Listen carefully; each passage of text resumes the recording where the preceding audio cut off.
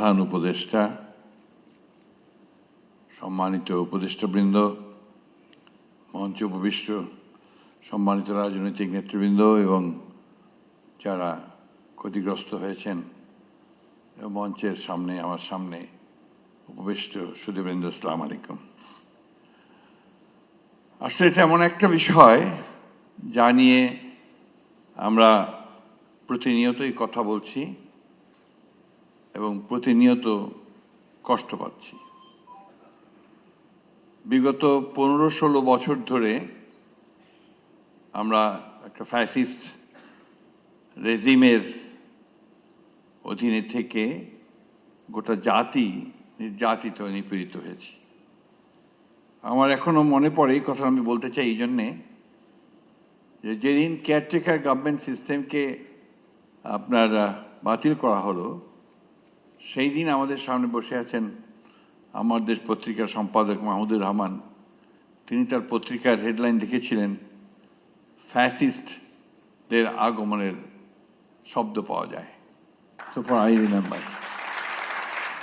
এবং আমরা তখন থেকেই এই ফ্যাসিস্ট আওয়ামী লীগ সরকারের বিরুদ্ধে আমাদের কথা বলেছি, আমাদের প্রতিবাদ করেছি। এবং আপনারা ইতিমধ্যেই শুনেছেন আমাদের রাজনৈতিক বন্ধুদের কাছে যে আমাদের তখন থেকে আমাদের অসংখ্য নেতা কর্মী তারা তাদের নির্যাতনের শিকার হয়েছেন, হত্যার শিকার হয়েছেন এবং বিচারের নামে অনেক রাজনৈতিক নেতা এবং আলেম উলেমাদের এবং রাজনৈতিক নেতৃবৃন্দকে হত্যা পর্যন্ত করা হয়েছে। সেই সময় আমি আগের কথা বলছি। আমি ধন্যবাদ জানাতে চাই জাতিসংঘের মানবাধিকার কমিশনকে যে আমাদের মাননীয় প্রধান উপদেষ্টা আহ্বানে সাড়া দিয়ে তারা অতি দ্রুত এখানে এসছেন এবং জুলাই আগস্টে যে হত্যাকাণ্ড, সেই হত্যাকাণ্ডের ওপরে তারা ইনভেস্টিগেট করেছেন, তার রিপোর্ট তারা খুব দ্রুত দিয়েছেন। কিন্তু এর যে শুরুটা, এটা তো অনেক আগে থেকেই। এই 15-16 বছর ধরে অত্যন্ত সুপরিকল্পিতভাবে, অত্যন্ত একেবারে কনসার্টেড ওয়েতে গণতন্ত্রকে ধ্বংস করা, মানুষের অধিকারগুলোকে বিলীন করে দেওয়া এবং একটা একদলীয় শাসন ব্যবস্থাকে এস্টাবলিশ করার জন্যই কিন্তু কাজগুলো তারা করে গেছে। আমি আমার অন্তরের অন্তঃস্থল থেকে যারা এই দীর্ঘ আন্দোলনে শহীদ হয়েছেন, বিশেষ করে জুলাই আগস্টে আমাদের সন্তানেরা যারা শহীদ হয়েছেন তাদের প্রতি এবং তাদের সঙ্গে যারা আহত হয়েছেন, যারা অঙ্গহানি হয়েছে যাদের, তাদের সকলের প্রতি আমার শ্রদ্ধা জানাচ্ছি এবং আমার দলের পক্ষ থেকেও তাদের প্রতি আমি শ্রদ্ধা নিবেদন করছি। আজকে সকালে একটা অনুষ্ঠানে গিয়েছিলাম, মায়ের ডাকের একটি অনুষ্ঠান। সঞ্জিদা এখানে আছে কিনা আমি জানি না। এই একটি মেয়ে যাকে আমি স্যালিউট করি, যারা গুম হয়ে গেছে, এই পরিবারগুলোকে নিয়ে তাদের কথা বলতে এই মেয়েটি এককভাবে লড়াই করেছে। আজকে তার কথা আমার নিশ্চয়ই বলতে হবে।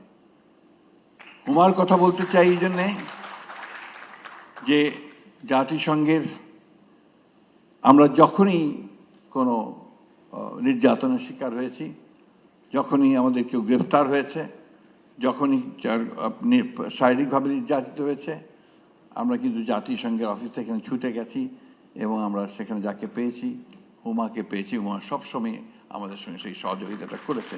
আমি তাকেও আজকে আন্তরিকভাবে আমি অভিবাদন জানাতে চাই। আমরা একটা ভয়ঙ্কর, ভয়াবহ, একটা মনস্ট্রাস একটা সময় পার হয়ে এসেছি।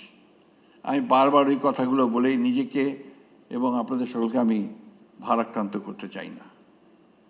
কিন্তু এটা সত্য যে সেই সময়টা ছিল আমাদের জন্য একটা ভয়ঙ্কর সময়। আমাদের দলের 60 লক্ষ মানুষের বিরুদ্ধে মিথ্যা মামলা হয়েছিল। এখনো সেই মামলা কিন্তু তুলে নেয়নি আসিফ নজরুল সাহেব, কিছু কিছু বাকি আছে এখনো। আমরা আশা করছি যে খুব শিগগিরই এই মামলাগুলো তুলে নেওয়া হবে। আমাদের প্রায় 1700 নেতা কর্মীকে গুম করে দেওয়া হয়েছে, এনফোর্স ডিসঅ্যাপিয়ারেন্স। আজকে যে সকালে অনুষ্ঠানে গিয়েছিলাম, সে অনুষ্ঠানে ছোট বাচ্চা মেয়েটা, যেটা বয়স ছিল তখন যখন তার বাবাকে তুলে নিয়ে যায় 5 বছর, এখন তার বয়স প্রায় আপনার 17-18 বছর, বেশি হতে পারে বোধহয়। সে এখনো বলছে যে এখনো তো আমি আমার বাবাকে দেখতে চাই, আমার বাবা আমার হাত ধরে আমাকে ঈদের মাঠে নিয়ে যাবেন, এটা চাই। তো একই কথা বারবার আমরা শুনছি। ওই জন্যই আজকে আমাদের সম্মানিত প্রধান উপদেষ্টা এখানে আছেন, আমি তাকে ধন্যবাদ দিতে চাই, তার ক্যাবিনেটকে ধন্যবাদ দিতে চাই। অনেকেই আমরা বিভিন্নভাবে কথা বলি, কিন্তু আসলে একটা বছর খুব বড় সময় না। এই একটা বছর সময়ের মধ্যে কিন্তু তারা অনেকগুলো কাজ করেছেন, এটা অস্বীকার করবার কোনো উপায় নেই। এবং যে কাজগুলো তারা সবচেয়ে বড় যে কাজটা তারা এগিয়ে নিয়ে চলেছেন, সেটা হচ্ছে যে সংস্কারের কাজটা। আমরা 2016 সালে আমাদের নেত্রী দেশনেত্রী বেগম খালেদা জিয়া উপলব্ধি করেছিলেন যে রাষ্ট্র কাঠামোটার পরিবর্তন করা দরকার। এই কাঠামোতে মানুষের যে আকাঙ্ক্ষা তার পূরণ করা যাবে না, এবং সেই জন্যই তিনি তখন ভিশন 2030 বলে একটা আমরা ডকুমেন্ট জনগণের সামনে তুলে ধরেছিলাম। সেখানে আজকে যে কথাগুলো হচ্ছে, বিচার বিভাগের স্বাধীনতা, প্রধানমন্ত্রী এবং আপনার রাষ্ট্রপতির ক্ষমতার ভারসাম্য রক্ষা করা, আপনার হিউম্যান রাইটসকে এস্টাবলিশ করা, বিচার বিভাগের স্বাধীনতা, এ কথাগুলো তখনই ছিল।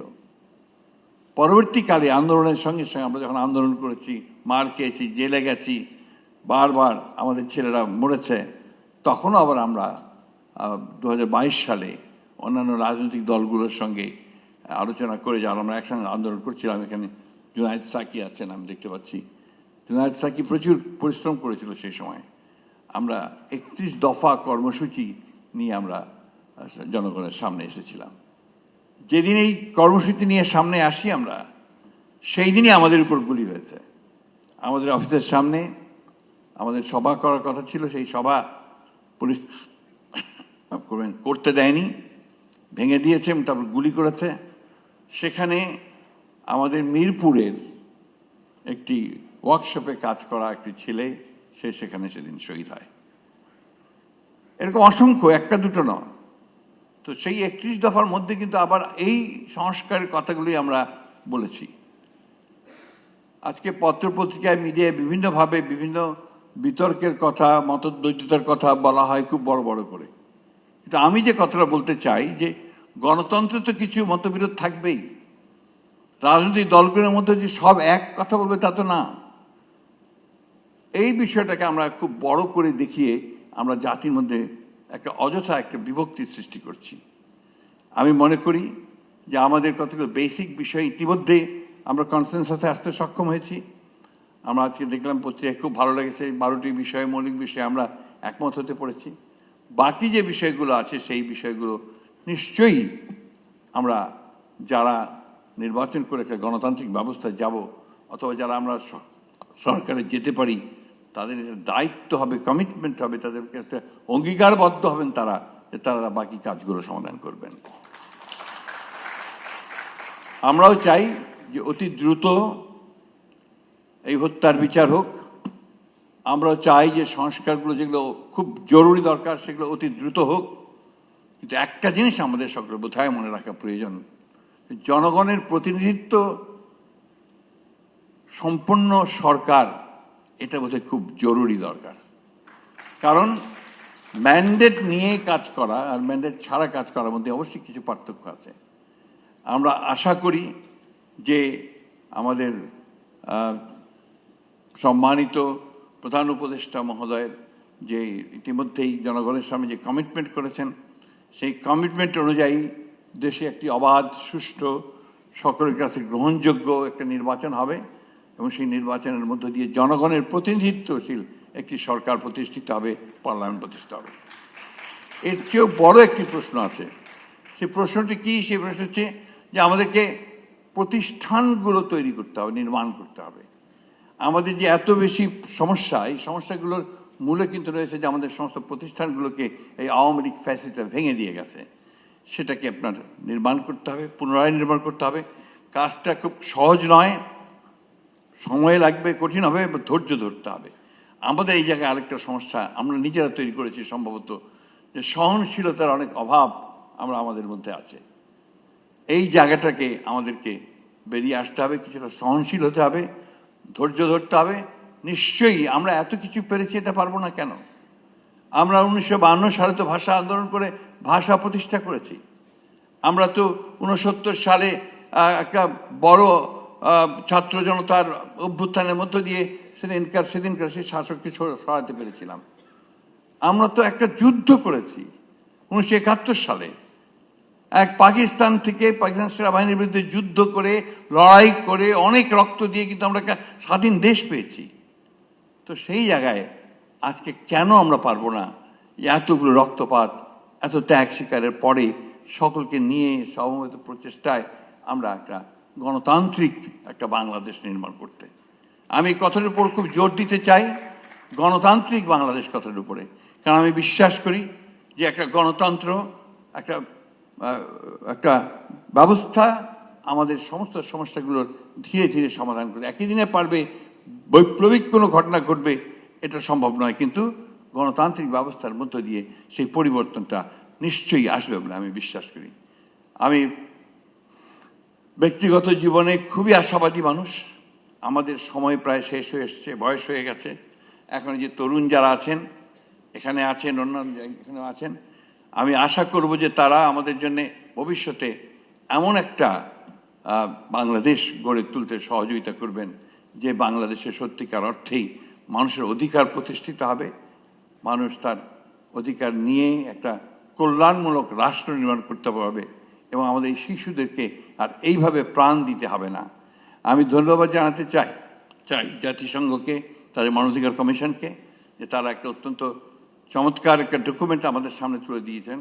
কিন্তু ডক্টর শফিক খুব ভালোভাবেই বলেছেন যে এটা আসলে খুব যথেষ্ট নয়, এটা অনেক ব্যাপক। এই অত্যাচার, নির্যাতন, নিপীড়নের যে চেহারা বাংলাদেশের মানুষ দেখেছে, এটা অনেক বেশি ব্যাপক। তাই সবাইকে নিয়ে আমরা আসুন, আমরা সত্যিকার ইতিহাস তৈরি করি, সত্যিকারের পথ তৈরি করি, এবং আমাদের জাতিকে যেন আমরা সত্যিকার অর্থেই আমরা সেই জায়গায় নিয়ে যেতে চাই যার জন্য আমাদের এই ছেলেরা প্রাণ দিয়েছে। ধন্যবাদ সকলকে। আসসালামু আলাইকুম।